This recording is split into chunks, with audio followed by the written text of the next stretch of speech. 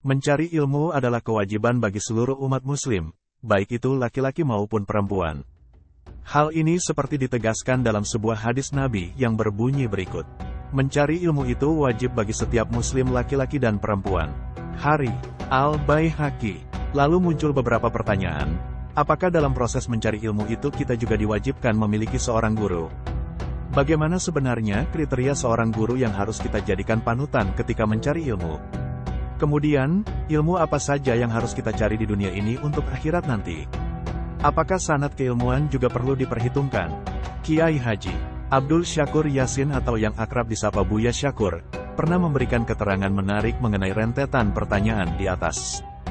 Bahwa untuk menuntut sebuah ilmu, seorang muslim penuntut ilmu agama harus bersemangat mencari guru yang bisa mengajarkannya tentang kebaikan dunia dan akhirat. Sebab, melalui seorang guru, sang penuntut ilmu tersebut akan lebih mudah dan cepat memahami dan lebih terbimbing. Dalam pembacaan sebuah hadis misalnya, terkadang tidak perlu terlalu detail melihat bagaimana sanad yang tertera, bahkan sampai satu halaman. Lebih dari itu, dalam mempelajari hadis, substansinya adalah mempelajari isi dari hadis tersebut.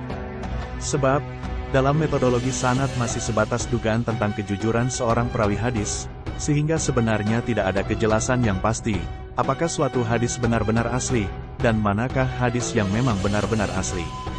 Hal yang penting dimiliki oleh seorang pembelajar hadis adalah bagaimana mempelajari secara tekstual. Hal ini seperti juga dilakukan oleh Buya Syakur Yasin, di mana beliau lebih menekankan pada dirasat an-nusyus, yakni langsung mempelajari atau studi mengenai teks hadis tersebut.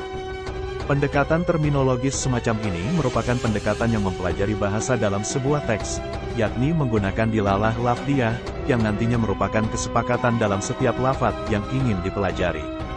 Banyak orang masih mendikotomi antara ilmu agama dan ilmu umum. Padahal, hakikat ilmu itu adalah memahami sesuatu, idraku syai'in. Jadi bukan tentang mengenal nama, tetapi lebih pada memahami tentang sesuatu yang ingin dipelajari dari sebuah ilmu.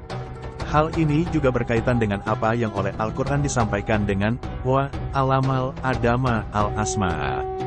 Padahal, kata asma'a itu bukan diartikan dengan nama, melainkan hanya simbol saja, dilalatuha lil makna. Oleh karena itu, dikotomi ilmu agama dan ilmu umum, sebenarnya merupakan kekeliruan. Hanya saja, sebuah ilmu bisa dikatakan bidang ilmu jika dilihat dari motivasi orang dalam memanfaatkan ilmu tersebut, bukan bentuk dari ilmu tersebut. Misalnya, ada seorang dokter bernama Dr. Idris, merupakan dokter yang dikenal baik. Dr. Idris, seperti diceritakan Buya Syakur Yasin, adalah dokter yang tidak meminta biaya ketika tahu si pasien benar-benar membutuhkan pengobatan. Dr. Idris adalah tipikal dokter yang menggunakan ilmu kedokteran untuk ibadah. Lalu, hal yang demikian itu disebut ilmu dunia atau ilmu akhirat.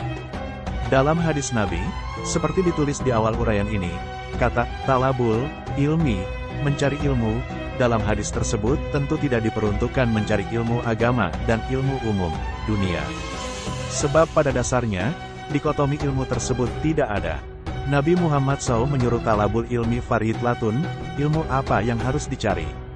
Ilmu pemerintahan, ilmu afsir, ilmu fikih, usul fikih, ilmu hadis, ilmu qiraat, qawaidul fikiyah. Ternyata bukan mengenai itu pembahasan yang dimaksud ilmu. Nabi Muhammad SAW sendiri tidak pernah mendikotomi ilmu. Ilmu adalah ilmu, tidak pernah ada perintah.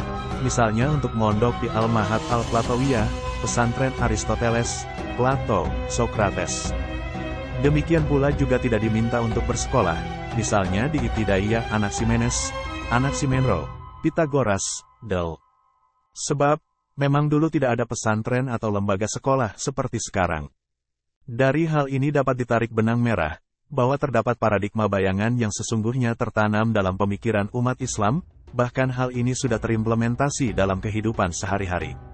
Ada saatnya ketika guru itu menjadi wajib untuk kita miliki, yakni ketika kita akan belajar ilmu ruhaniyah. Kehadiran seorang guru atau mursyid sangat dirasa kewajibannya, karena di dalam proses belajar ilmu ini terdapat beberapa amalan, seperti wirid dan semacamnya yang hanya diketahui oleh seorang guru tersebut. Ilmu ruhaniyah memang tergolong bukan ilmu agama dan ilmu umum, bukan ilmu dunia dan bukan ilmu akhirat. Ilmu ruhaniyah meniscayakan seseorang bisa berkomunikasi dengan makhluk-makhluk bangsa energi dan sebagainya, sehingga hal tersebut membutuhkan seorang mursyid. Pentingnya seorang guru di dalam belajar ilmu ruhaniyah adalah untuk membimbing supaya tidak terjerat dalam tipuan setan. Sebab, tidak dapat dipungkiri, setan akan memunculkan diri dan berkomunikasi dengan mengaku sebagai Tuhan. Sehingga, untuk murid yang belum memiliki sensor, yang belum punya detektor, harus memiliki seorang mursyid yang nanti akan membimbingnya supaya tidak tersesat. Demikian ini sebagaimana yang dimaksud dengan nasihat men ta'alama bi ghairi syaihin, fasyaihuhu syaitan. Barang siapa yang belajar ilmu ruhaniyah tanpa syai, seorang guru mursyid, maka yang menjadi gurunya itu tidak lain adalah setan. Akibatnya, banyak orang yang mengaku wali, mengaku nabi, bertemu malaikat Jibril, dan sebagainya. Tapi sebenarnya itu adalah jin atau setan biasa. Disinilah penting dan wajibnya mempunyai seorang guru mursyid.